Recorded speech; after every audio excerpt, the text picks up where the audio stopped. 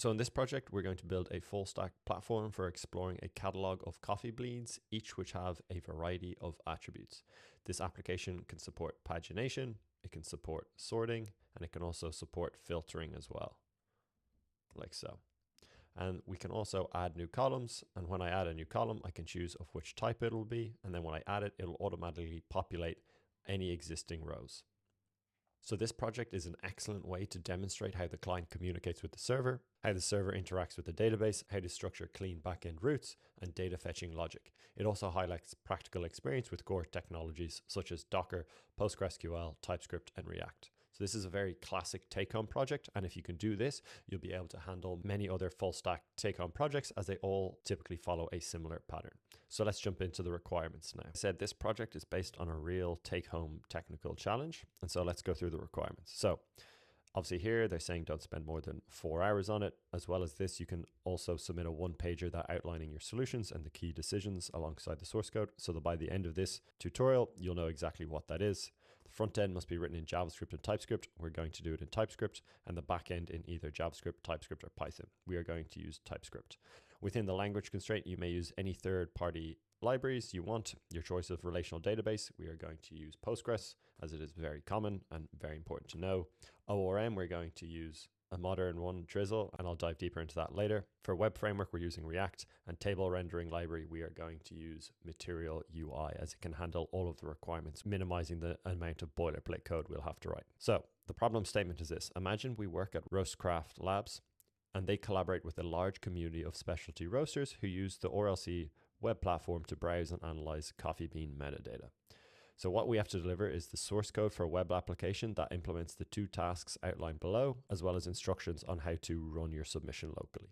So for task 1 is the bean database and table. So we need to create a web application backed by a relational database that stores coffee bean records and displays them in a page with the data table. So we need to use the provided JSON dataset, so the coffee beans dataset in the section below, and each bean record contains a bean ID, a tasting profile, a bag weight gram, which is a float, a roast index, which is a float, a num farms, which is an integer, number of acidity notes, which is an integer, num sweetness notes, and XY coordinates. And so the application should seed a relational database with the provided data.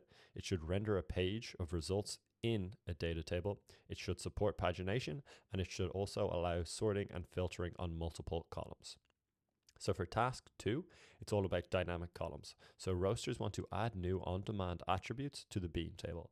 Each new column can be an integer, float, or string, but a given column must not mix types. So we should implement a feature so users can create a new column and see it in the table. The application should allow users to specify the name of the new column and the data type, automatically initialize the new column with the random values, persist this data in the database, the modeling approach is up to us, and show the new column in the data table. Hopefully those requirements are pretty straightforward, and it's kind of exactly what I just showed you in the complete application. And as I said, this is a very classic full stack take-home project. So if you can do this, you should be in really good shape to do any kind of full stack problem. So let's jump into the code now. So first things first, looking at the front end, it is just a very simple Next.js app where we're rendering a very simple one page with a front end written on it. In the back end, we have a simple Express server where we are currently rendering one route, which is the API hello routes, which is just simply sending hello world. So I think the first thing to do is set up our ORM. So we are going to use Drizzle ORM, as this offers exceptional type safety, performance, and flexibility. And it also provides a lightweight SQL inspired abstraction layer for TypeScript, empowering us to write full type safe queries while maintaining complete control and transparency over the data layer. So I'm first going to install the Drizzle ORM package. Perfect. And now I'm going to install the Drizzle kit in our dev dependencies. Perfect. So now what I'm going to do is I'm going to define our database schema using the Drizzle ORM. And so this will create 3 tables: a beans table, a custom columns table, and a bean custom values table. And the reason for this is the kind of data model approach I'm going with. We've got our beans table here. We'll have our bean custom values and our custom columns. And so a bean can have many custom values. A custom column can have many values, obviously one per bean, and each custom values entry belongs to exactly one bean and one custom column. So hopefully now that you've got this visual, we can go build it out in our ORM. So in our backend SRC folder, I'm going to create a new folder db, and inside that I'm going to create a new file schema.ts, like so. And so the first thing we're going to do is define our beans table. So here we're defining our table. We are importing all the required imports from the Drizzle ORM. And you can see here the bean ID is a varchar, it's the primary key. Then we have text, which is non-null for our tasting profile. For bag weight in grams, it's a real, and it's also non-null. And so again, we're just repeating this process, defining exactly what the expected types are for each of the columns in our table. The next table is the custom columns table. And here, very similarly, we have our primary key, we have our unique column name, and we also have our data type, which is not null and can be one of integer, real, or string. And then lastly, we have our bean custom values table. And so this join table linking beans to custom column values. And so you can see here, the reference here, we've got the bean ID, and this is determining which bean the value belongs to.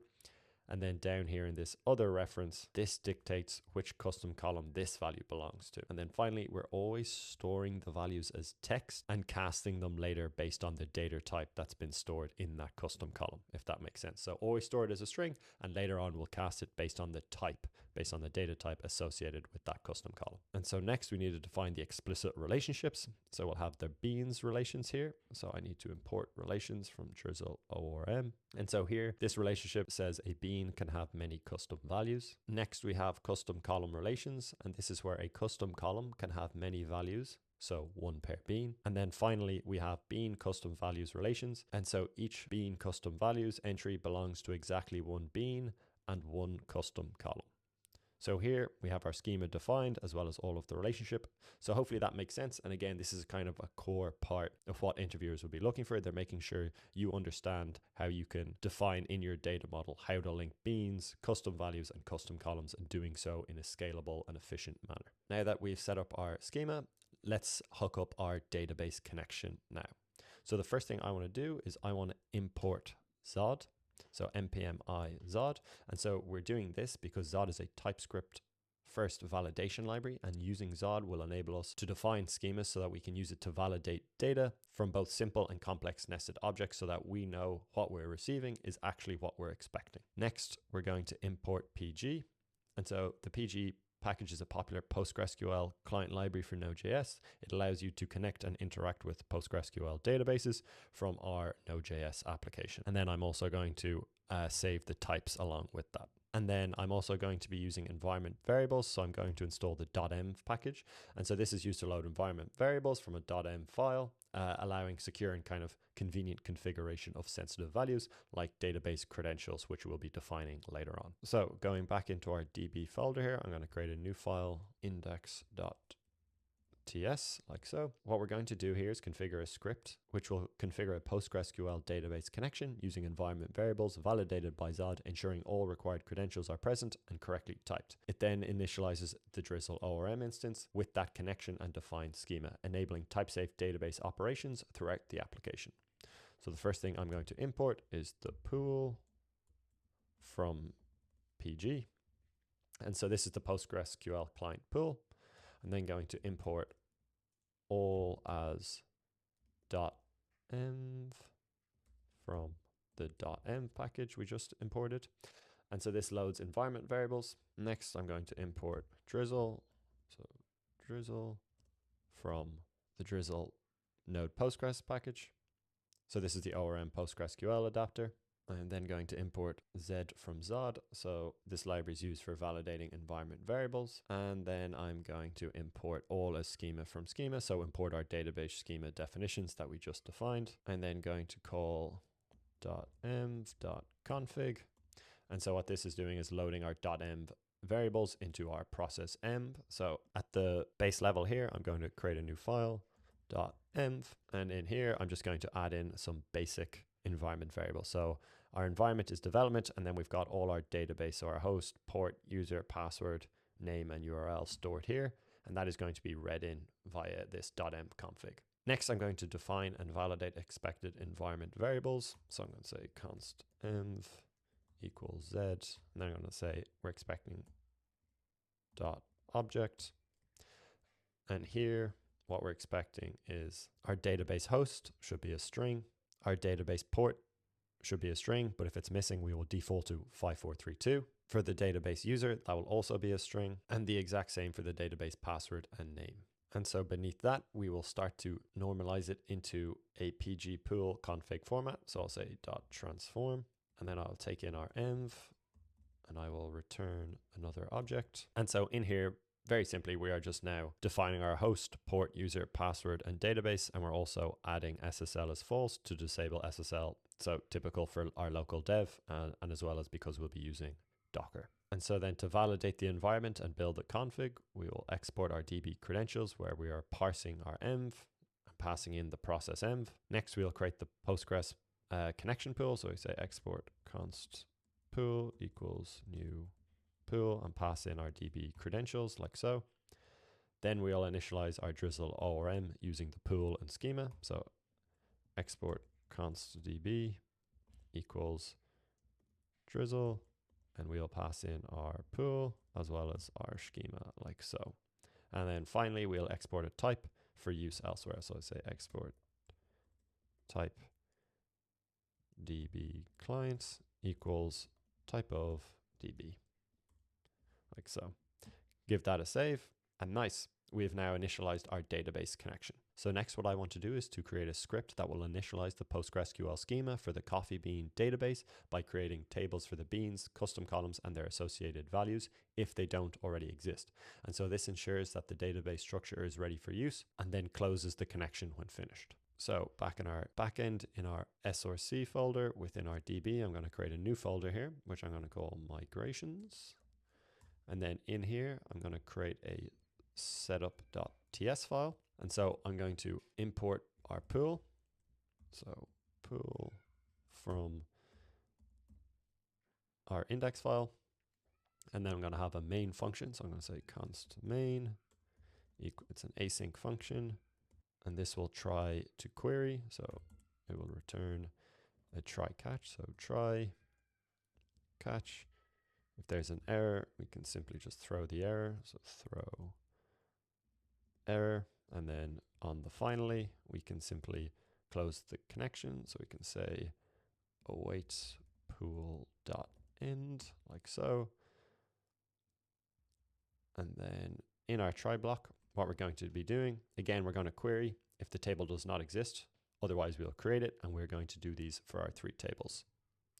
So I'll say await pool.query, add a string template. So the first table is the beans table. And so we're saying create table if it doesn't exist. And again, here we're just defining all our fields. So bean ID is of varchar, and then we're just repeating it exactly like what we've done before. And now all we need to do is simply repeat this process for the 2 other tables.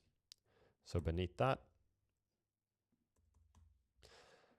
create the table if it doesn't exist for custom columns, and the exact same thing for bean custom values, simply creating it if it doesn't already exist. And then at the bottom here, we'll simply invoke the main function. So we'll say main, and then if we catch it, we will simply console.error like so.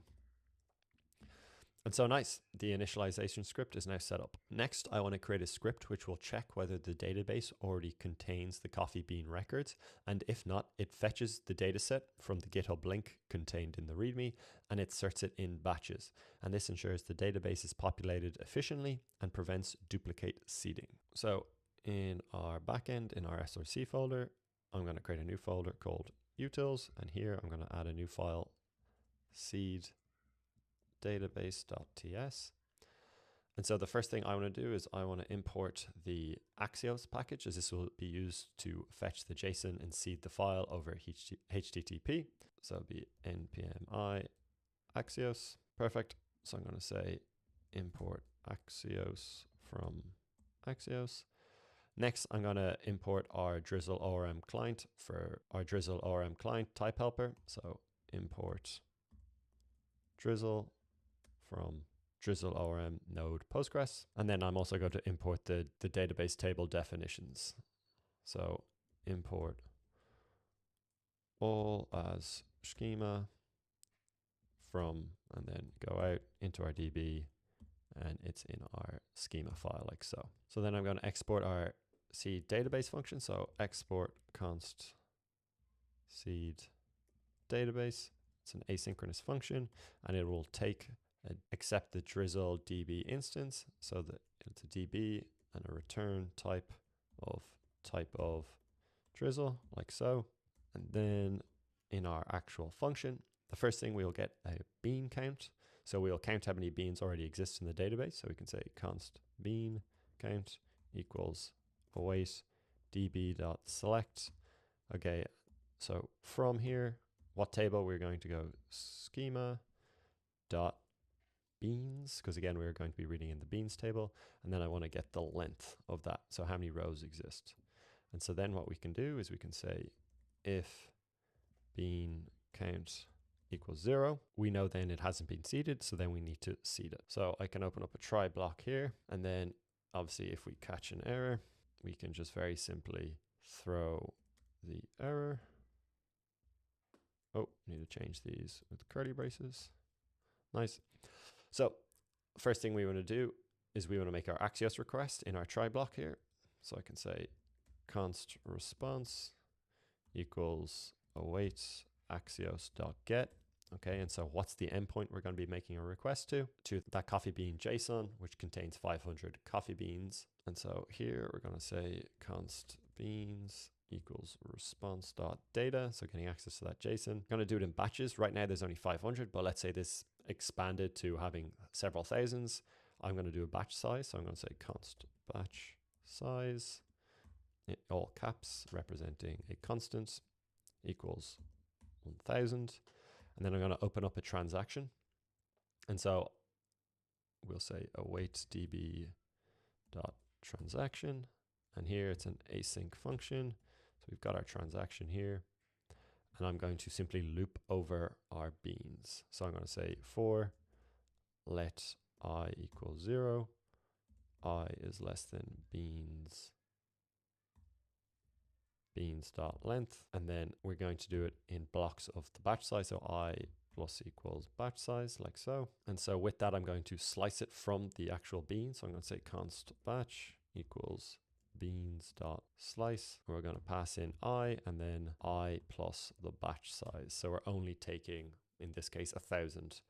Now there's only 500, but we only ever want to take a maximum of 1,000. And then I'm going to say await transaction.insert into the database. We're going to be inserting it into the beans table. And for the values, well, we want to map over our batch. So I'm going to say batch.map. And for each data, we'll just cast it as any for now. We are then going to return each of the values. And because all the values map 1 to 1, we're just putting in the shape. So bean is the data.beanID, tasting profile is data.tasting profile, and then we simply repeat that for all of our defined fields. And so at the bottom here, we can just simply say console.log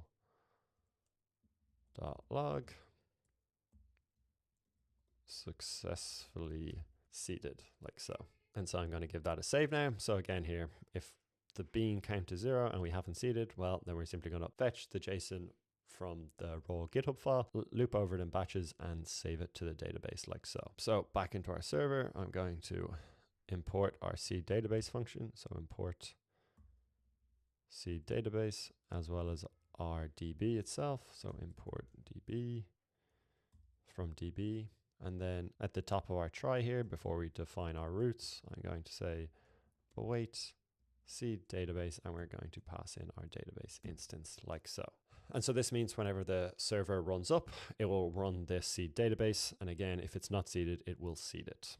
And then finally, we need to create a file to configure the Drizzle kit to generate and manage PostgreSQL database migrations using the defined schema and database credentials. So inside our backend package, I am going to create a new file, drizzle.config.ts, like so. And in here, we're very simply going to define our schema, so our out, where we want to put our migrations, where our schema lives, what dialect we're using, our credentials, again, which we're importing from our DB, and then we're just ensuring that it satisfies the config from our Drizzle kit. So super simple, and you always need to do this when you are setting up your Drizzle ORM. So perfect, that is our database and ORM set up really well. I think what we want to do next is set up Docker. So Docker is a platform that packages applications and their dependencies into lightweight containers, ensuring consistent behavior across different environments.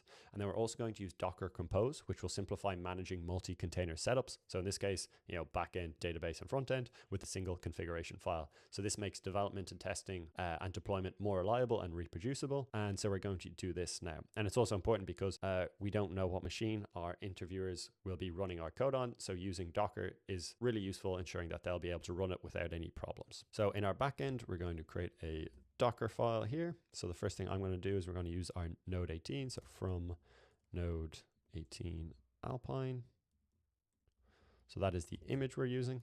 Then our work directory will simply be /app. We're then going to copy in the contents from the package JSON into the root folder, like so. We're also going to run npm install on setup. And we're going to copy over all of the contents from our local to the container, and then run npm run build. We're going to expose port 4000, which is the same port we're exposing on our local machine, defined in the index file here. Expose, if I can spell. And then finally, we're going to run npm run dev. So command, and then in an array here be npm run dev. So this is our, if I can spell, worked here there, perfect. So this is our backend Docker file. And so this builds a lightweight Node.js 18 container that installs the dependencies, copies the application code, builds it, exposes port 4000, and runs the app in development mode. And so now we'll do a similar thing for our front end. So in our front end, create a new Docker file. So very simply, from node, we'll use 22 here, Alpine. The work dir will also be app. We will copy in our package JSON, exactly the same.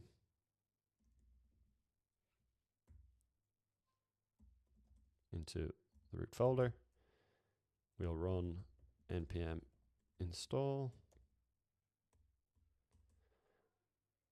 We'll copy the contents over. We will then run build. So run npm run build. We'll expose port for 3000 for the front end, and then we will start the development server using a shell command. So we'll see command. We'll use sh-c, and then simply npm run dev, like so. And again, exactly the same, creates a Node.js 22 container that installs the dependencies, builds the app, exposes port 3000, and starts the development server using a shell command. And so next we need to define our Docker compose file, which will set up all our containers. So in our root level, I'm going to create a new Docker compose.yaml file, like so. So firstly, services. So we're going to be defining all application services, so the containers. So the first one will be the front end. And for our build, so the instructions on how to build the front end image. So here, the context is the front end. So this is build it from the front end folder.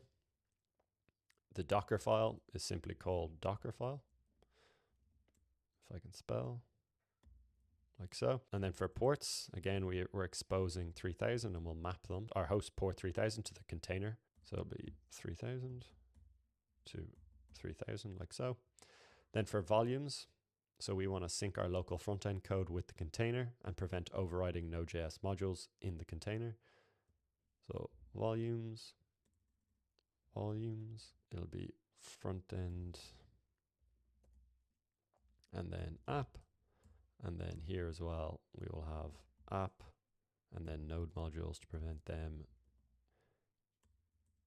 getting overwritten. And so what does it depend on? Well, it will depend on our backend service. And so what we're doing here is we're ensuring that it will wait for the backend to start before the front end. Dent that like so. And then for the environment, we will simply pass the environment variables for our mode. Next, we'll define our backend service. So down here, backend. Again, need to define our build. So here for the context, we will be pointing to our backend folder, like so. The Docker file is also called Docker file. And then our custom command to run the container on start will be defined using the command. So here we want to apply the migration, set up the database, and then start the server. So I'll use a shell command. So sh-c npx drizzle kit push. And then after that, what we want to do is we want to run npx, run our setup. So npx tsx dot slash, inside it we've got our src, we have our db, then our migrations folder, and then inside that we want to execute the setup file. And then once that runs, finally what we want to do is run our development server. So npm run dev, and I'll bring that up like so. Perfect. So then for ports, again, it'll be 4000 mapping to 4000. And then for volumes, we will sync our local backend code with the containers / backend app. And then we also want to prevent overriding Node.js modules. So /app / node modules. And this will depend on, so depends on, and this will be the DB. So we will need to wait for the database to start before starting the backend. And then we also need to define our environment variables. So again, we need to pass in all our database credentials here. And so very simply, we'll define environment and then pass in the node environment, the host, the port, the user, the password, and the name, exactly like what we've defined in our .m file here. And then finally, we need to define our database service. So DB, the image is going to be Postgres 14, and the ports will be 5432, mapping to 5432. And then we need to pass in some environment names. So again, user, password, and the database. And then we want to persist the data locally. And so we'll add a volume for that, just storing it in this folder here. And then we'll also define a named volume for persistent database storage. So volumes, and then we'll just simply call it Postgres _ data, like so. Perfect. So now we've defined our Docker Compose file, which defines all our services. And so hopefully it's pretty clear here. You can see how it all kind of ties together. Front end waits for the back end. The back end initializes everything, but then will only run after our database is set up and ready to be seeded. And lastly, what I want to do is define a makefile. And this makefile will define 2 shortcut commands for managing our Docker Compose service. New file, makefile. So very simply here, I'm going to have 2 commands. So I've got Docker Compose here, which points to this Docker Compose. I've got this green color here defined. And so for our dev, so make dev. So what this will do, it'll simply run Docker Compose up. And then for down, it'll simply run Docker Compose down. So very simple, but again, when you're in more complex projects, this makefile will be built out a lot more as if you want to run tests and stuff like that. And so it's also great to highlight to interviewers that you're used to using these kind of production methods of, makefiles and whatnot. So then if I open up a terminal, and then I'm at the root, I can then say make dev. So again, this is going to run this Docker Compose up, which will pull and build all of our images and run our containers. And so this will take a bit of time. And as you can see, we're erroring here. And that's because, well, silly me, when I was running all of our install commands, I was actually doing it at the root, which is not where I should have done it. I should have done it in the backend. So let me delete all these files. And so now what I'm going to do is I'm going to move into our backend, which is what I should have done. And then here I'm going to install Axios.env, Drizzle, PG, and Zod like we'd previously done, but now I'm doing it in the backend folder, which is where I should have originally done it. And then same thing with our Postgres types and our Drizzle kit in our dev dependencies. So if I clear that and then make dev, well, again, I need to move back into our root folder where the makefile is defined. So make dev like so.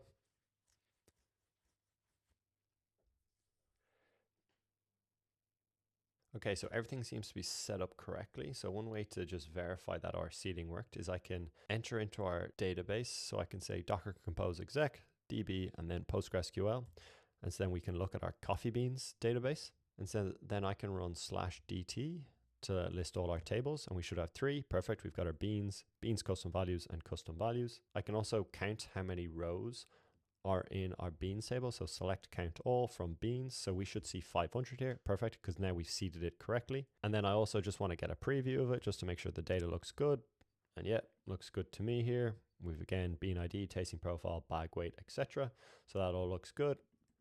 And then to make sure our backend server is up and running, we can actually hit it on our local. So we can run a quick curl to the placeholder hello endpoint. And there you go, it's returning hello world. Perfect. And now I can check the front end by going over to localhost 3000. And perfect, we're just seeing that displayed there on the page. So perfect, we know our front end's working, our backend service is up, and our seeding of our database is correct. So now let's go set up our routes. Next, we want to expose a get route, which will fetch all the beans and the custom column values from the database. So it's this route that's going to apply all the in-memory filtering, sorting, and pagination based on query parameters and return the current page of beans and their associated custom fields parsed to the correct types.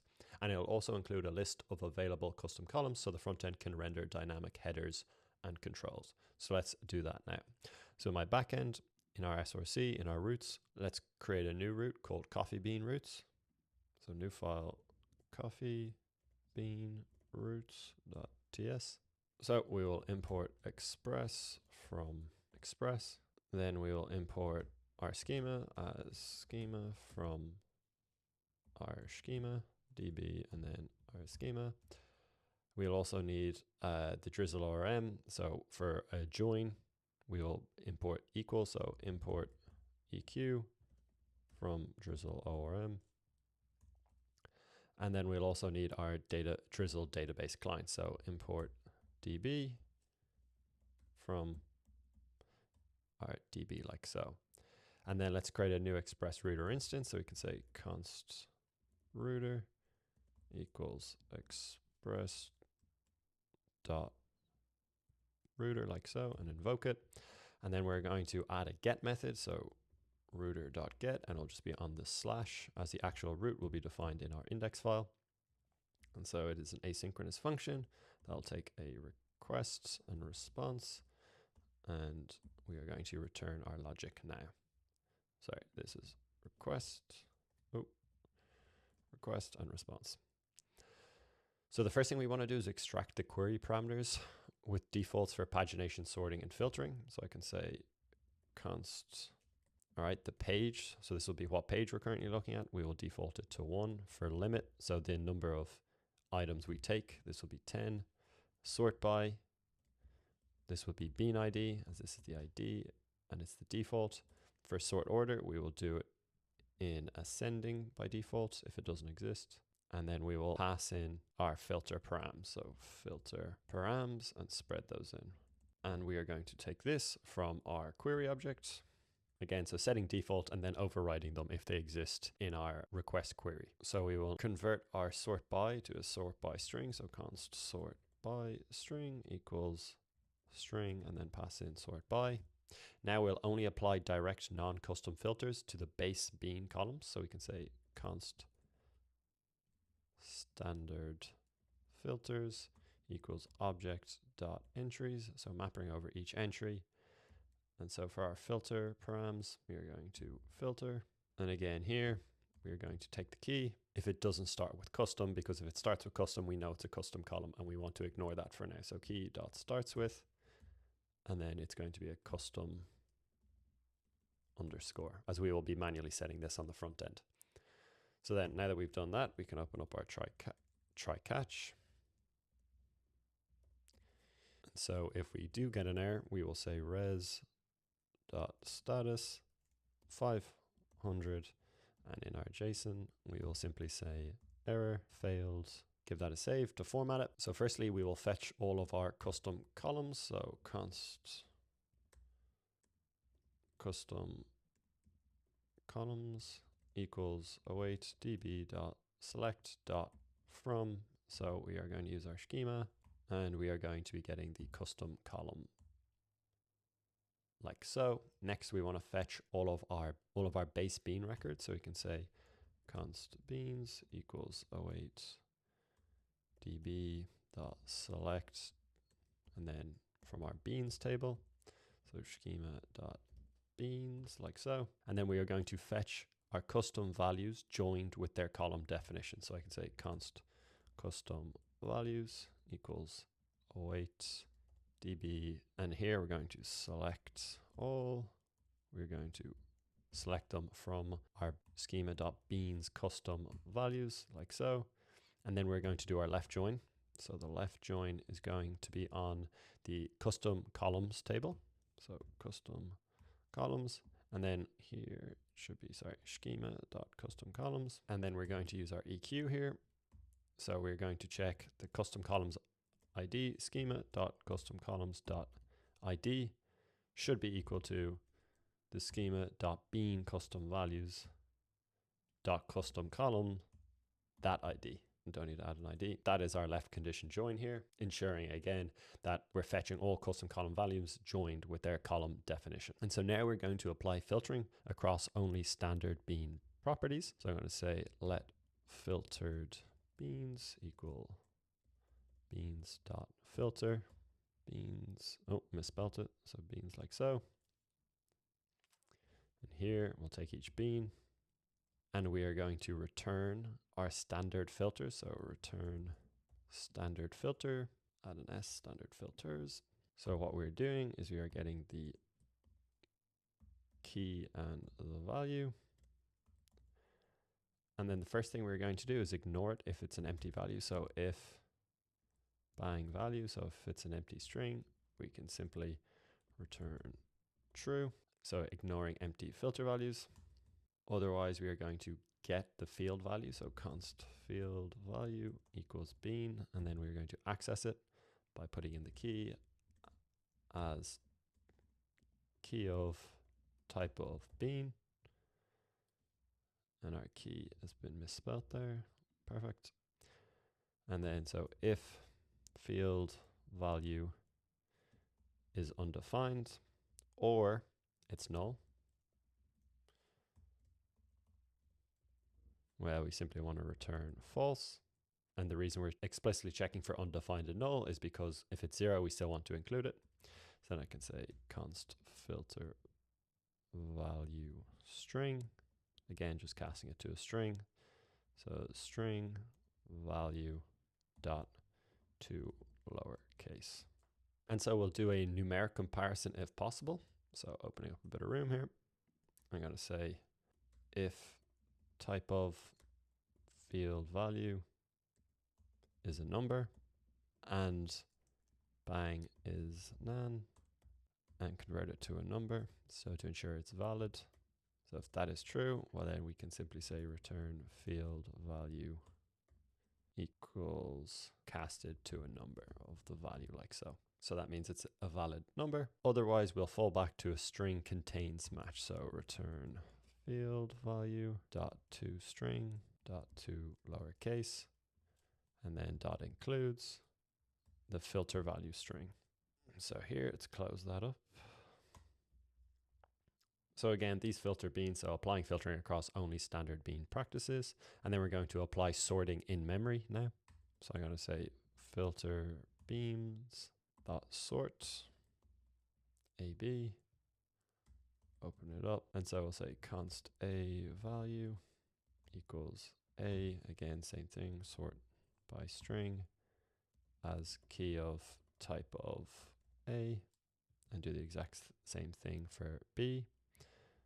So B value is B, sort by string as key of type of B. Open it up for a bit of room. Then I'll say return sort order if it's ascending. Well, then what we want to do is compare our A value with B. So I'll say A value, convert it to a string, Otherwise, if that doesn't work, it'll just be an empty string, and then we'll do a local compare dot local compare with our B value to string. And again, same thing, fall back to an empty string if it's undefined, and then simply do the reverse if it's in descending order. So we'll get our B value, again, convert it to a string, fall back to an empty string, and then we will local compare that with the A value. So A value dot to string, and then fall back to an empty string if that's undefined, like so. And so that's our sorted filter bean. So the next thing we want to do is calculate the pagination slice boundaries. Close up this, open up a bit of room, and here I will say const page num. Again, we'll convert it to an int, parse int, page, just convert it to an as string, const limit num equals parse int. Okay, limit as string. Make sure I spell it correctly. And then beneath that, we will check the start. So const start equals page num -1 multiplied by the limit number. And then the end will be the start plus the limit num, like so. And then we are only going to take the requested page of results. So we can say const paginated beans. So this will be our sorted filtered beans. And then we'll just simply slice from the start to the end, like so. So now that we've done that, we can build our final result rows with custom fields injected. So we can say const transformed beans. So this will take our paginated beans there. And we'll map over them. So for each bean, first open it up just for a bit of room. We'll say const bean custom values equals custom values. And for this, we want to filter over them. So for each value, we want to get the bean custom values, and we want to check the bean ID, and we want to make sure it's equal to the bean.bean ID. And so values belonging to the current bean. And then we're going to use reduce here. And so we'll take our accumulator and our row. And in here, we will check if the row.custom column, so ensure the join returned custom column metadata. So if row.custom columns, so if that exists, well, then we want to get our column name. So we can say const column name equals row.custom column name. Next, I'll get the data type. So I'll say const data type equals row.custom columns.data type. And then finally get the parse value. So let parsed value, which will be of type string or number, is equal to row.bean custom values.value. And so next we want to convert the stored string value into the correct type. So if data type 123 equals integer, well, then our parsed value is now going to be parse int, and we'll pass in our row.bean custom values dot our value, and we'll base 10. And then else if the data type is real, well, then we want our parsed value to be a parse float. And again, passing in our same thing, our row.bean custom values dot value. So now that we've done that, we'll store the value under a key like custom roast quality. So the accumulator, we'll put in our custom here, custom prefix, and then we'll add in our column name. And that will equal the parsed value.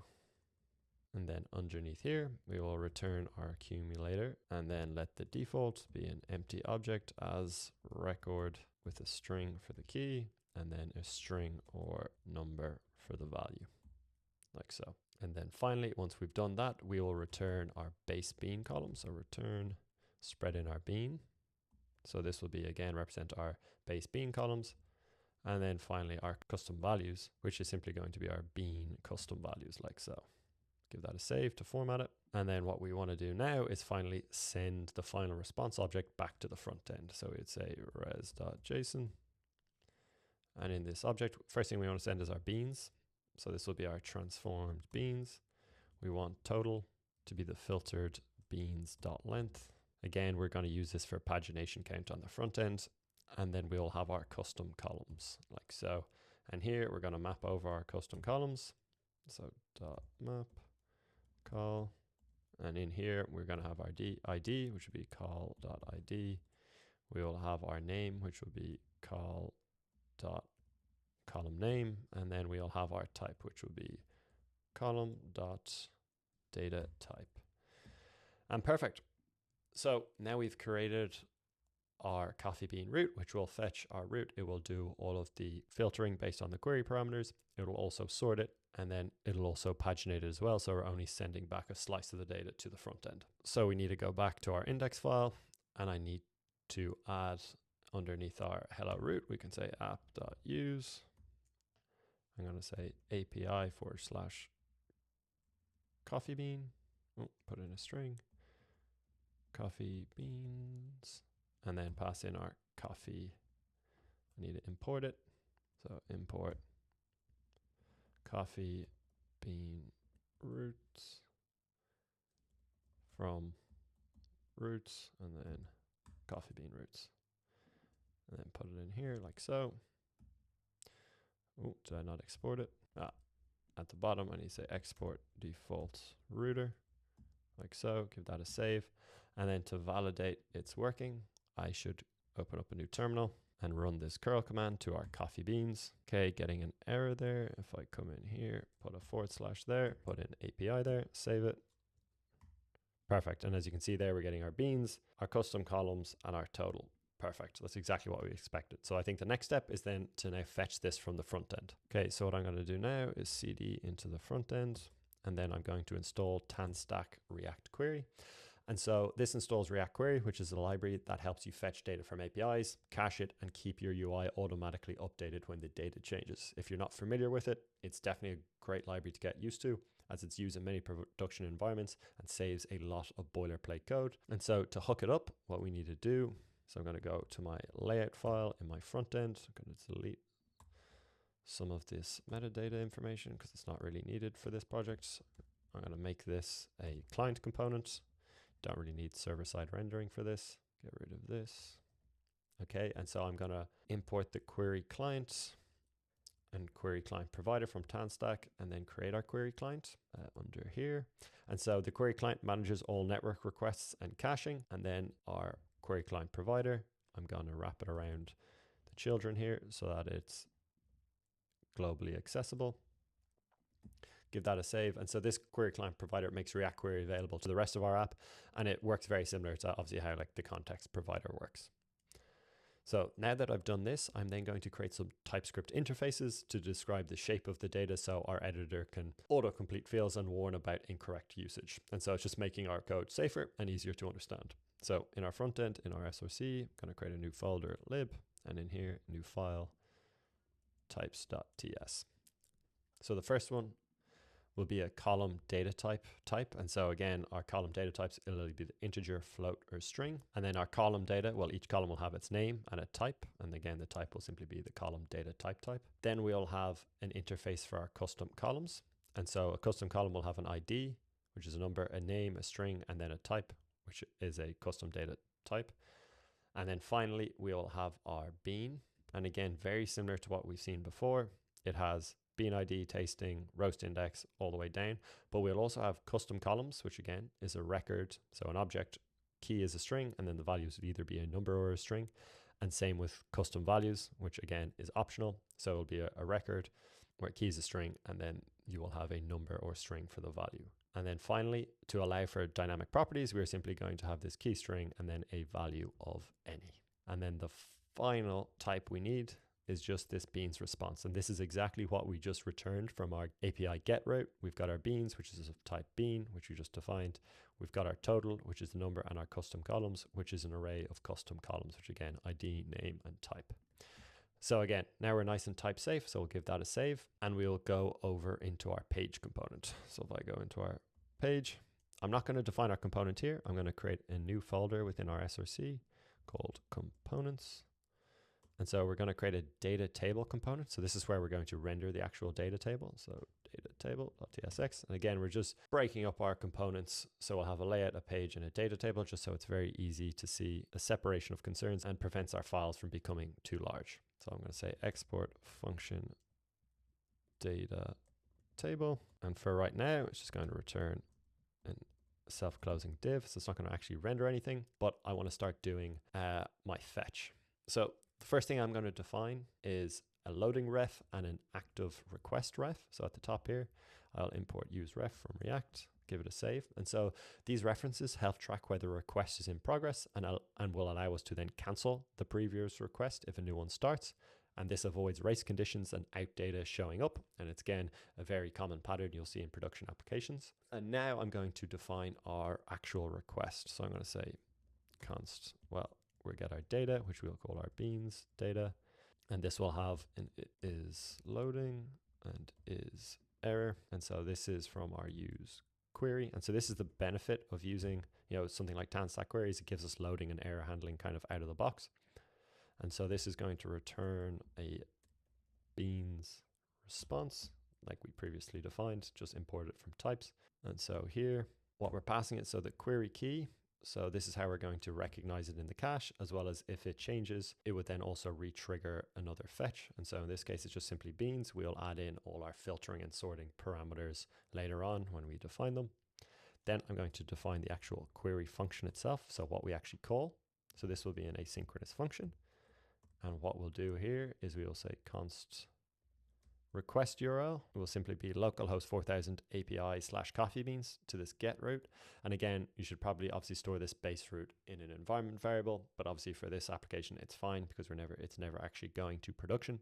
And so what I can then do is I can say if the active request ref is actually current. So if we have an active request, we are going to cancel the previous one. So we'll say active request .current .abort, because we want to cancel any previous still running request to avoid stayed data. And so then underneath that, what I will say is I'll say const abort controller. And so this will be a new abort controller. And so this will create a new controller to allow canceling this request. So we can then say active request ref.current is equal to that abort controller. And then we'll set our isLoadingRef.current is equal to true. And so we are indicating that data is currently being fetched, used for the UI states. So in here, I'll have a try and finally. And so in this try here, I will say const response equals await fetch request URL. And in here, I'm going to pass in the signal of our abort controller. So abort controller dot signal.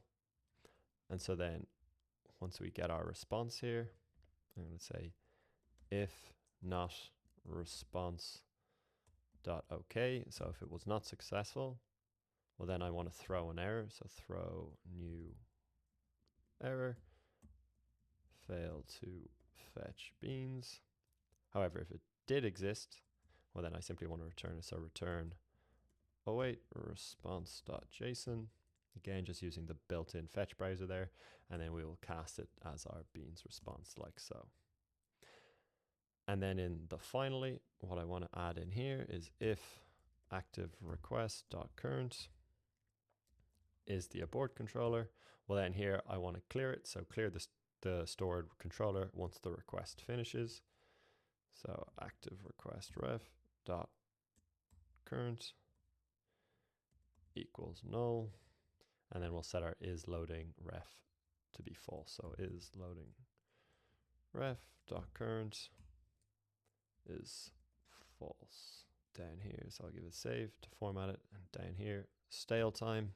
So again, what's this? So the time in milliseconds after data is considered stale. So here I'll just put in 5,000. So for 5 seconds. And then for placeholder data, this is simply going to be the previous data. So that is what we will show when new data is being fetched, which is a nice UI pattern. So then finally, I'm just going to add a simple use effect down here that every time is error, I'm going to replace is error with is fetched, is fetching.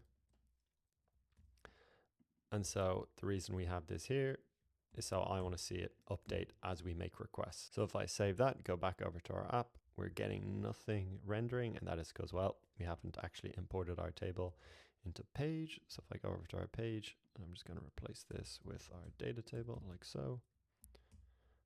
Again, this will be a client component, use client. Actually the same for the data table as well, but it doesn't really matter because we've put the client directive on the layout, so that'll handle it for both the page and the data table because that wraps it. So again, we're not rendering anything here, but you can see here beans data, we've got our 10 beans, we've got no custom columns, which makes sense, and we've got our total here of 500.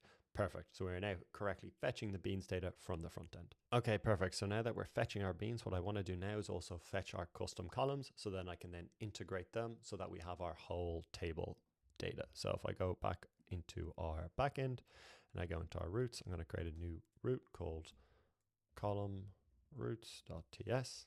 And so in here, we've got the same express, schema, and database imports as before. We're also going to again define our router equals express router and import that as well from express.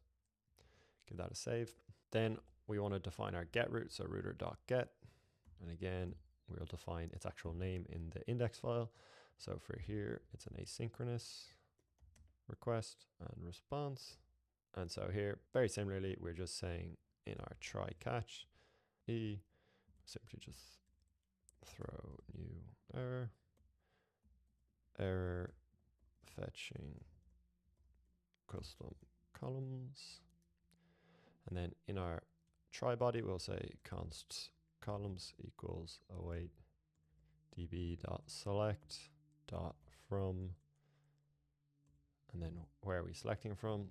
Well, it's going to be from our schema, and then which table, it will be the custom columns table, and then we will simply say response.json, and we will return those columns like so. And if there's an error, we're not going to throw, we'll actually just return a status, so res.status 500.json, and then here we'll put in our error, so the error will be failed to get columns. Here we will export default router, and then the last thing is to use it in our app. So over in our index file underneath here, essentially can duplicate it. We'll change this to be columns, and here we will get our column roots. So from column roots, and this will be column roots, and then I can put that here. Now we've added it to the server. So let's now import that from the front end. So in the front end, I'm going to install MUI X data grid. And so this is a powerful React data table component that provides, fast rendering, built-in support, sorting, filtering, pagination, and customization, making it easy to display and manage this large data set with like a really nice polished UI. And so now what I want to do is to define the properties of each field, including the header, is it sortable, filterable, or custom rendering that the X data grid package expects. So if I go back into our front end package and I open up our library, I'm going to add a new file called default columns, and these will be passed to the data table component, so .tsx. And here, very simply, what I'm doing is I'm defining the grid call definition, and so each one will have a field, will have a header name, a width, sortable, filterable, and then you can also have render cell. So if you want to render things a specific way, you can do so, and you can also have a value formatter if you want to format a specific value. But as you can see, we're doing the same thing for each of the basic fields here. We're just giving it a name, a header, a width, is it sortable, is it filterable, and then adding either some value formatting or rendering a custom cell. And this is going to be expected by this X data grid package. So if I go back over to our data table component, what I want to do is create a function which will convert our custom columns that we request from the backend route we just recreated into the data grid column definitions. So if I close these here above our use effect, I'm going to say const generate custom columns, and that is going to be a use callback. And so here it'll take in our custom calls, which again are of the custom column type, which we defined previously, and it'll be an array of them. And it's going to return a grid call def, which again we're importing from the MUI X data table package, and it'll be an array of those. And so how do we do this? So we will return mapping over all our custom calls. So custom calls.map. And so here for every call, it will actually, it's optional because this can of course be empty. In here, we'll say const column name equals call.name or call.column underscore name. Because this is of type any, I'm just going to add a tsExpect error as we're allowing a dynamic shape. And then I need to change these to curly parentheses. And then what we're going to return is return our field, which again will be, we'll prefix it with custom, as we know this is a custom field, and pass in the column name. Next, we'll put in the header name. So this column label displayed in the UI, and so this will simply be the column name. So header name is the column name. Then for the width, that will be 150, just default. And then by default, these will not be sortable or filterable. And that would be false, as we're not supporting it in our backend. So I need to support, and then I need to add in our dependency array. And so this function does not depend on any changing values. So it'll simply be an empty dependency array like so. So now that we've done that, we need to combine our default bean columns with these newly generated custom columns. So I'm going to say const all columns is, again, another use callback. So here, what I'm going to do is I'm going to use our default columns. So default columns. And again, those are the ones we just defined in the default columns file. And then along with that, I'm going to spread in our custom columns. And actually, we need to make a request for those. So beneath our refs, I'm going to make that request. I'm going to say const data,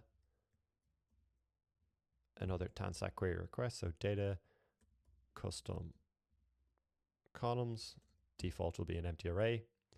And so again, here we'll use our use query, and the response type should be a custom column array. And here what we'll do is the query key will be columns. Query function will be very similar to what we previously defined. So async function, again, the response, so const response is await, again, built-in fetch API. So here it's that same base URL, except this time we're hitting API/columns. And so if not response dot OK, again, throw new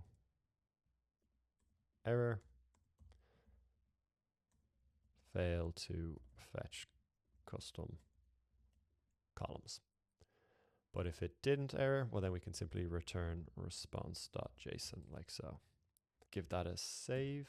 So coming back down here to our all columns. So we've got our default columns and then our custom columns. And so in here, I want to check that the length is greater than 0 so that we actually have some. If that is, I will call our generate custom columns with the custom columns. Otherwise, it'll simply be an empty array. Get rid of that, put that there, and then wrap that all in an array like so. And then, well, what is the dependency array? Well, it has our custom columns as well as our generate custom columns like so. So that'll define all the columns, which include the default and custom columns. And then next I want to do is convert the backend beans data into data grid friendly rows. So what I'll do is I'll say const beans equals use memo. So use the use memo hook here. And in here, what we're going to do is we're going to return. So we'll get our beans data, and then we'll fetch our beans, and then map over that. And so for each bean, what we are going to do is get it transformed. So const transformed. So this will simply be an object where we spread in the bean, but then we also need to add an ID. So the ID will simply be the bean.bean ID like so. And so the data grid requires a unique ID field per row. Then opening up a bit of room here, what I want to say is I want to check if the custom values exist and merge them into the row so that the table can display these as well. So if bean.custom values, well then I want to get object.entries and pass in bean.custom values. And then for each one of those, again, I want to get the key and the value. Oh, not keyboard events, just the key. And then from that, what we'll do is we are going to add the custom field to the row. So I'll say transformed key equals the value. And again, we can expect TypeScript errors here due to the dynamic nature. And then down here, we want to simply return transformed, close up all this. And then in our dependency array here, we'll put in our beans data. And if there is no transformed, I will add in an empty array. Oh, need to fix that. Give that a save. Okay, we've got a formatting issue. I need to close this here. And perfect. And then finally, I also want to get the total count. So I can say const total equals use memo. And what we're going to do here is say beans data dot total. And if that doesn't exist, we will simply default to 0. And in the dependency array, it will be our beans data.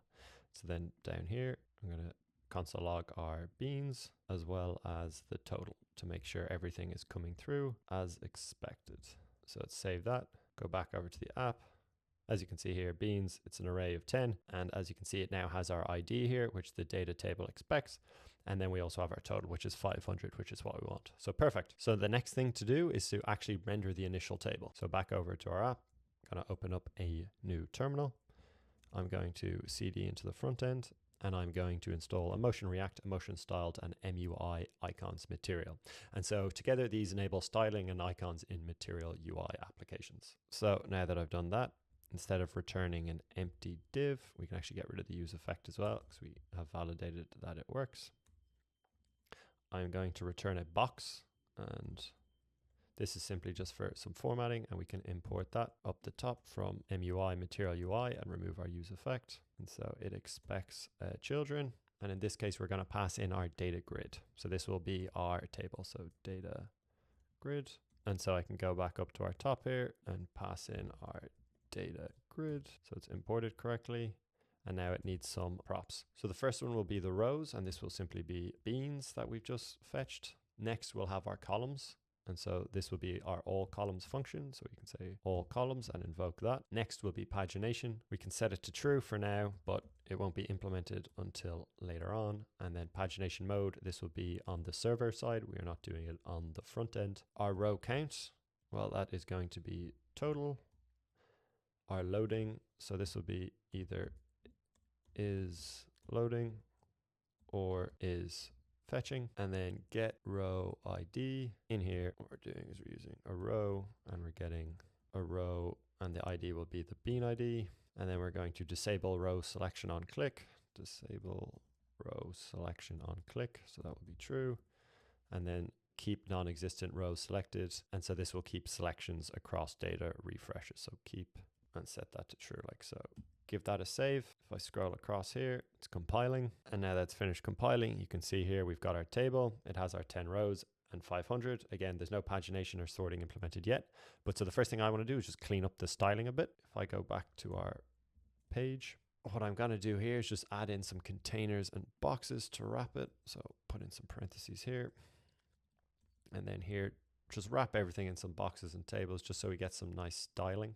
Under and beneath data table, do that. And again, import all that from MUI material. And so again, all we have here is a container, a box where it's a column, and the first box will simply display the title, the Roast Craft Labs. And then underneath that title, we will have our data table. So if I give that a save, you should see, okay, cool, we've got this, but now I kind of want to fix the background because it doesn't match up stylistically. So if I go over to our layout, what I'm going to do is I'm going to import a theme provider and create theme from MUI material. I am going to create the theme just underneath the query client. And then as well as that, I'm also going to import the Inter font from Google. So Inter, and then we'll import it from Next.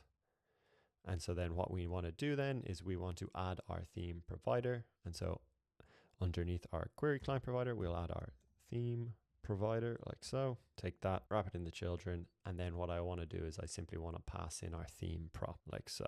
Give that a save. Inter is not being used, so I need to come back over to the class name and go inter.classname. Give that a save, and then finally I'm going to add in some styling to give us a nice background pattern. So I'm going to go over to our CSS file, and in here I've added three things. Firstly is the body, just added font family, the dot pattern, so this will give us this nice little dot pattern every 16 pixels, and then added forcing some background colors to white on our MUI data grid. And if I refresh here, you can see we've got a white background but no dots, and that's because I haven't added in actually the dot pattern class name. So if I go back over to our layout, and here I'm going to put in dot pattern, save it, and there you go. Now we've kind of got this like nice dot pattern going on. So that's looking good. So now that we're rendering the initial table, I think it would be nice to start adding some filtering and pagination now. So back over to our data table. If I scroll up here at the top, I'm going to say const pagination model, set pagination model. And so this will be a use state, and the type of it will be the grid pagination model, which I can import from MUI X data grid. And in here, we will add an object where page will be 0 and the page size will be 10 by default. We'll import use state from React, give that a save.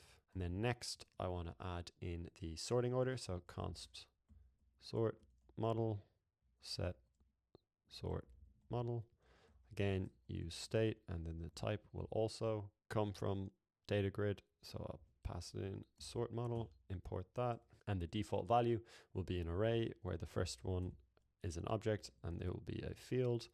And here it'll be the bean ID, and then our sorting will be default ascending, like so. Give that a save, and then beneath that, I will want the tracking our column filter. So const filter model, set filter model, and again, use state, an exact same pattern.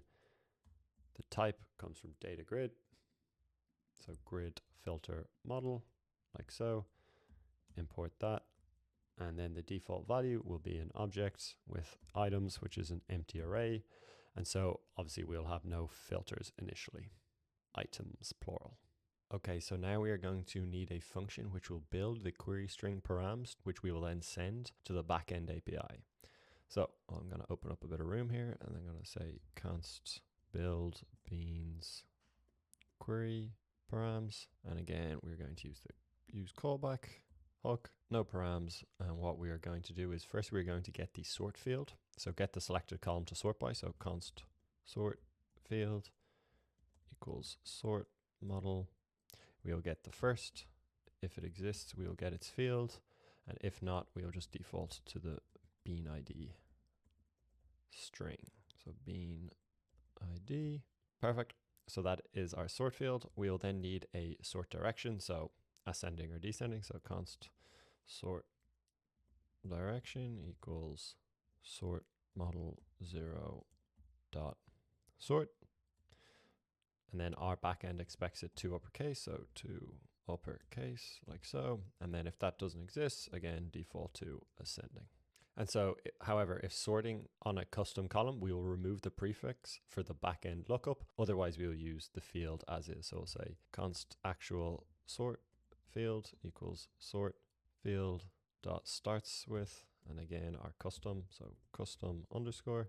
Again, we could turn that into a global variable so that we only need to update it in one place, but for now it's fine to do it as is given how small our application is. So if it does start with it, well then we'll replace custom with an empty field. So sort field dot replace, again, custom underscore, and then we'll replace with an empty string. Otherwise, we just simply return the sort field. So now that we have that, we will create an object to accumulate our filters, loop over each of the active filters, ignoring empty filters, keep the field name, so custom fields stay prefixed, and convert filter values to string. So down here, I'll say const filter params. And so this will be of type record, and then key will be a string, and the value will be a string. And we will default it to just an empty object. Then we'll say filter model dot items dot for each, and then so for each item we will ignore empty filters first. So if item dot value does not equal undefined and item dot value does not equal null, so if it has a value, well then we'll get the field name. So const field name equals item dot field, and we'll say filter params, we'll add in the field name, will be equal to the string of its value. So string item.value, item.value. So now that we have that, we'll now build our URL search params. So underneath here, I'll say return new, and then we'll use the URL search params API, and we'll pass in the object. So for page, we'll use pagination model dot page, and then +1 as that's 0 indexed, and then convert it to a string. For the limit, exact same process. We will say pagination model dot page size dot to string. For the sort by, we're going to use the actual sort field. Sort by will be the actual sort field, and then for the sort order, we will use the sort direction. So sort direction, and then we will spread in our filter params like so. And so that attaches any dynamic filters. And then lastly, we need to add in our dependency array. So it will be filter model, pagination model dot page, pagination model dot page size, as well as the sort model. Perfect. So now we can build our query parameters. So once we've done that, we also want to update our values whenever a user either changes the pagination or updates a filter. So down here, I can open up a new function. I can say const handle pagination model change. Again, it's a use callback. So the new model will be a grid pagination model. And so what we're going to do now is we're going to return. So the first thing we'll do is we will say set pagination model. We will get the previous value. So we're doing that using the callback within the set state function. So if nothing actually changed, we're going to keep the old state. So to prevent pointless refetches. So if prev.page equals new model dot page, and the prev dot page size is the same as the new model page size, and then we can just simply return prev. Otherwise, we will return new model like so. And the dependency array, we won't have anything in that, so it's a stable function reference. Underneath that, we'll do the same thing for the sort model change. So when the user clicks a column header to sort, so const handle sort model change, again, it's a callback. So again, it will take in the new model, which will be of grid sort model. And then in here, we will set sort model. Oh, gotta fix that. Set sort model. And again, get the previous value. And we will then spread in the previous value and update the page to be 0. So I'll set the sort model. So update the sorting state. So set sort model with the new model. And then underneath that, we'll set our pagination mode. So again, we'll reset to the first page when sorting changes. So set pagination model, we get the previous value, spread it in, and then set page to be 0 like so. So we go back to that first page. And again, empty dependency array, so stable function. And then lastly, we will do one for a filtering. So we'll say handle filter model change. So again, use callback. It will take in the new model, and this will be of grid filter model. And what we're going to do here is, again, we'll set the filter model. So update the filter state. So set filter model, and that'll be with the new model. And then we also want to set our pagination. So again, do the exact same thing. So reset it to the first page. So again, taking the previous value, spreading it in, and then updating our page to be 0 like so. And of course, empty dependency array for the callback. So now that we've done that, I then want to update our query here. So as you can see in our beans query, this will not refetch if the state changes because it is not hooked to it. So in here, we want this to refetch whenever the pagination model.page changes, whenever the page size changes, whenever the sort model changes, or whenever the filter model changes as well. And then as well as that, I'm going to get the params here. So I'm going to say const params equals build query params. And then what we're going to do here is simply attach them to our URL so we can put them in here. Give that a save. And then lastly, in our table at the very bottom, I'm going to add in some new fields. So here, what I've added, page sort options. So you can do 10, 25, 50, 100. Pagination model, we're passing it in there. Our state on pagination model change, we're passing in our handler function. Sorting on the server. For the sort mode, we pass in our handler. For the filter, again, on the server. And we're also passing in our handler filter model change. So if I give that a save, should go back over to our app. Now pagination should work. And as you can see, as we change, the values are changing. If I want to sort, you can see it's sorting correctly. And then if I also want to filter, I can add on a filter here and it works perfectly. Sweet. So we've got all our sorting, filtering, and pagination working. The last thing we need to implement is step 2, is the ability to be able to create new columns, auto-populate them, and then render them on the front end. So let's do that now. Going back over to the back end and opening up our column root, we now need to add a post endpoint. So here I'll say router.post, and again, just be a / asynchronous request response. Then we'll take the name and the type from the request body. So say const name type equals rec.body, and then we can check if they don't exist. So if no name or no type, we can then response.status 400 because we need those parameters .json, and we'll return a little error message saying column name and type are required. Put in an or like that. And so we also need to validate that the type is correct. So we can say if, so we'll create an array here of integer, real, float, and string, includes type. So if type is not in that array, well then it's an invalid type. And again, we will send a similar status code just saying invalid type data. Invalid type. And so next we're going to normalize the float to real since the database only distinguishes integer, real, and string.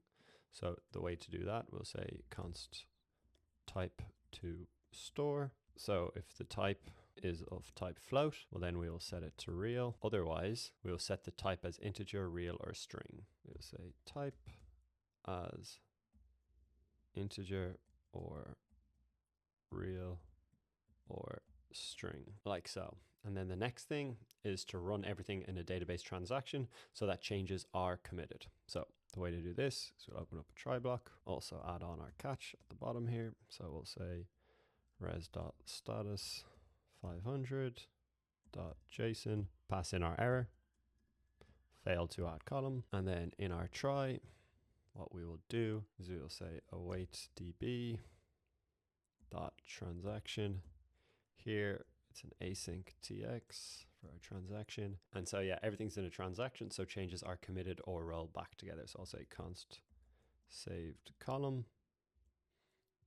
equals await tx dot insert. So we want to insert schema dot custom column, then the values, the column name, which is the name, the data type, which is type to store, and then we'll add on dot returning, like so. And again, we're inserting the definition of the new custom column into its ID, into the DB. And so then next what we're going to do is fetch all the existing beans so we can assign the default values for the new column. So const beans equals await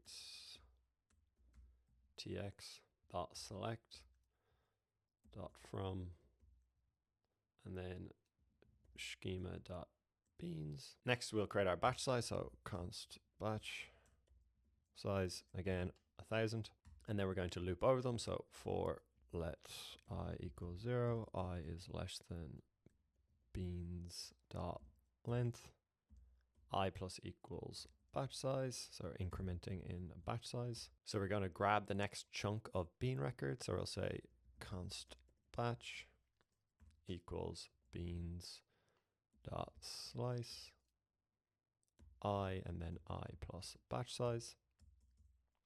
Once we have that batch, we can then create one entry per bean, each filled with a random initial value.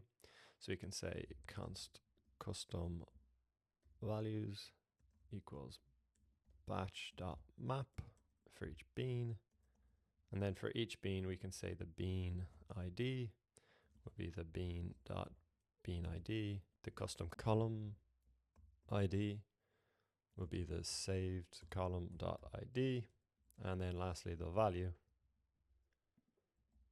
is going to be a random value. So we need to generate a function which will generate this random value based on its type.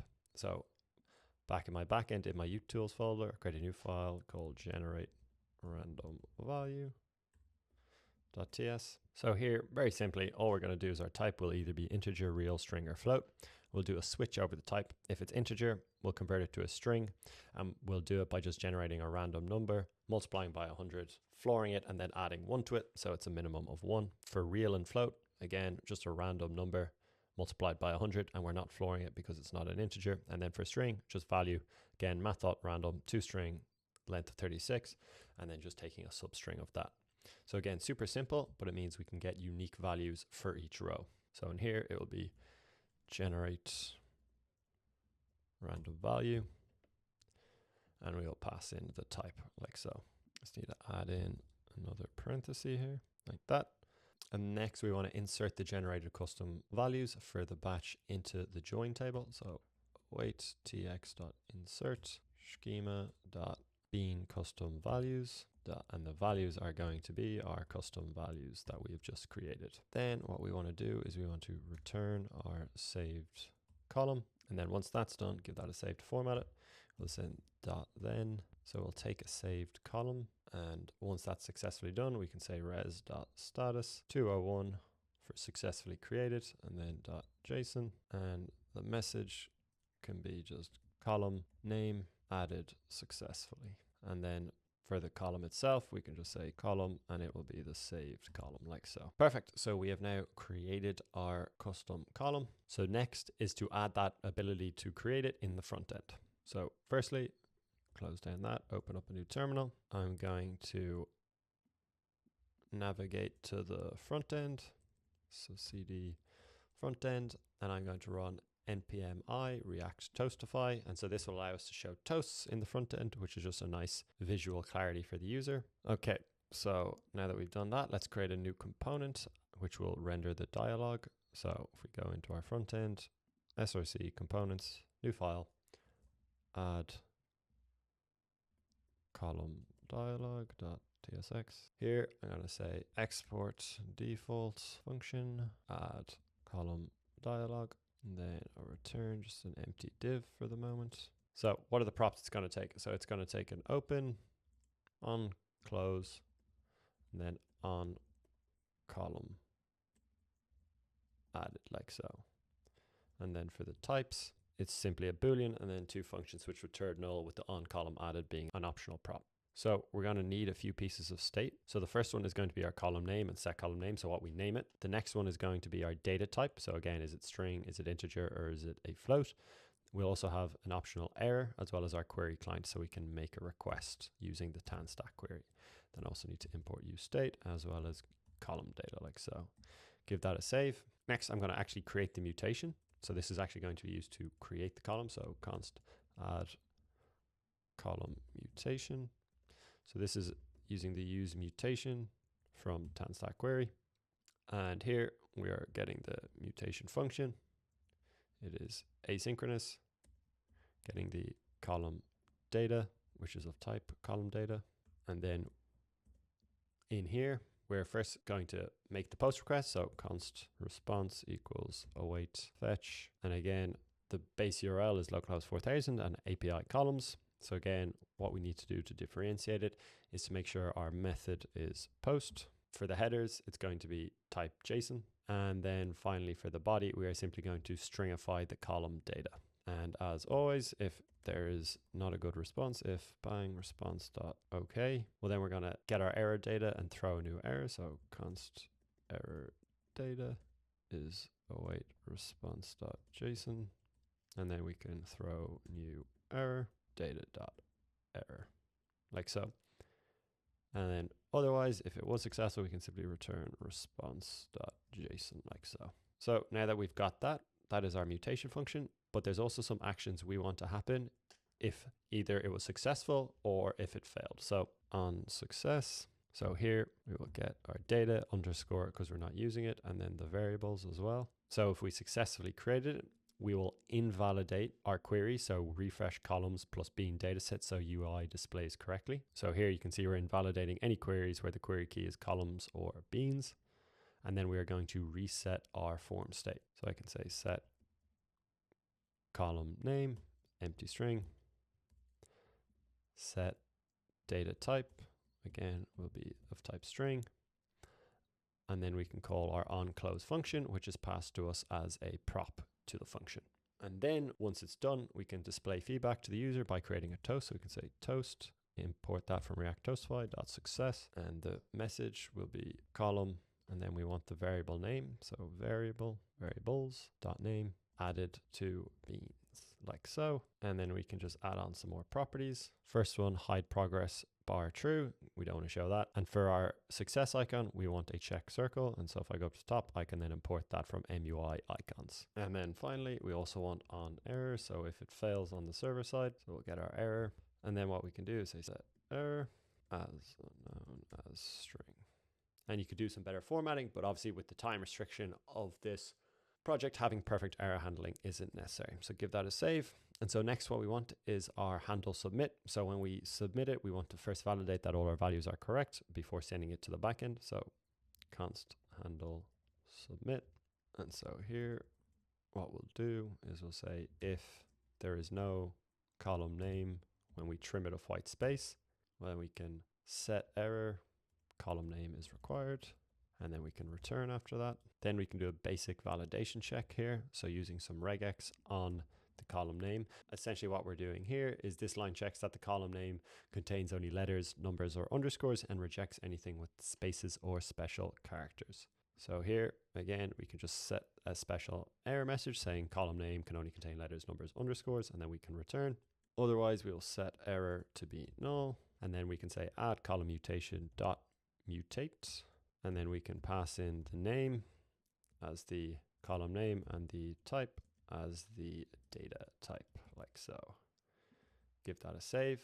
And then we'll also want a handle close function. So whenever we close the dialog, we'll probably want to reset things. So we can say const handle close. And in here, pretty simple. We're just going to be saying set column name, again, empty string, set data type, default will be string, remove any errors to be null, and then call the onClose method passed in. So that we can actually render it. So down here, we will firstly have a dialog, and we can come up here and we can import that from MUI material. So import from MUI material. And so all we're doing here is the dialog is open. We're passing in the onClose, which will be our handle close here. Max width is small and full width is true. We have a title, add new custom bean column. Underneath the title, we're going to have some content. And again, we want to import that from MUI material. If we have an error, we want to display the error at the top and import our alert as well from MUI material just to give nice user feedback. The first field we'll want is a text field. Okay, and so here, again, if I import that from MUI material, as you can see, we've got a label, a value, which will be our column name. It's a small on change. We just update the column name, full width, margins normal, and then the helper text is only use letters, numbers, or underscores. And then the disabled is when we are pending from our mutation. And then finally, what we need underneath that is we need our form control and our input label for our select. And here we can select what type we want this custom field to be. So here we just need to import the menu items as well. And so we've got select, the value is the data type. When we change it, we are just simply updating the data type. It's disabled when we're running the mutation, and then the values are integer, float, and string, like so.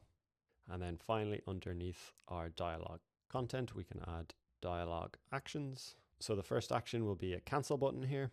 And so simply what this is doing is it will simply call the handle close method, which we defined above, which calls the onClose at the end after resetting the form that was passed in as a prop. And then we also need a submit button. So this button will call the actual mutation function itself. So you can see on click, we'll call handle submit, which validates before then submitting, disabled when you're actually pending, and then it'll change the text based on that.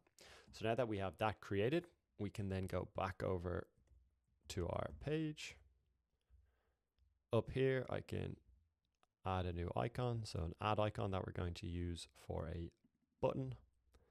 Here, I can also add some state. So for this open dialog, set open dialog. I can then add a button down here. So on the same line as the title, import our button. And as you can see here, we're setting open add dialog to be true. And then at the very bottom here, I'm going to add in our new add column dialog component, which we can import, give that a save. And then the last thing I need to do is go back to our layout and add in our toast container for React Toastify.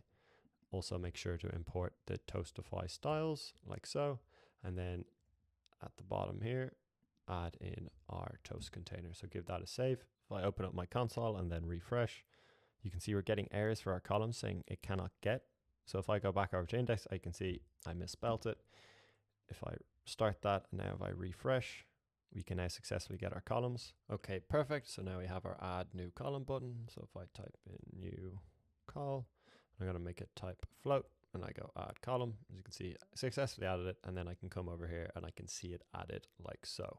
So there we have it. That's the full application. You can see we've initialized our database. We seed it. We spin up the back end with our two respective routes. We then hook it up to the front end, which displays the table, enables pagination, sorting, and filtering, and also enables us to create a new column, which instantly seeds all the rows. While very straightforward on paper, as you can see, there's a decent amount of complexity. And so this is just a great way to show off what you know and stand out amongst other candidates. If you want to see the starter code and the solution code, the link is in the description. And if you got any value out of this, be sure to like and subscribe and share it with a friend. It helps the channel out a lot, and I will see you in the next one.